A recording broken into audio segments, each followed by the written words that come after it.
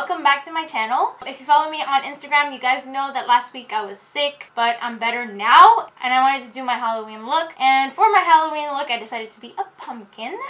I did use two UV liners by Suva and they glow in the dark. I just can't show you guys right now just because I'm still waiting for my black light. I ordered it today and it is coming today, so I'm just waiting for it. I am in love with this makeup look. You can wear it back, pin your hair the way I had it. Should I pin it? I pinned it for the entire makeup and I got some splash on the hair, which I didn't mind. I actually liked the way it looked, and you can see my ears. I can't really see through these contacts. They have like a little mesh in the middle. It's super easy. You can't go wrong with this. This time I took it down my neck, not too much because I don't want to dirty my sweater. So I'm not talking through the video as I didn't know exactly how I was going to place the colors, how I was going to start. If you feel like you don't have to do some steps, you can skip them. I first started mapping it. I just went along. You'll see that I used a triangle piece of paper to kind of guide myself exactly where I would have the triangle. It doesn't have to be straight, but you know me.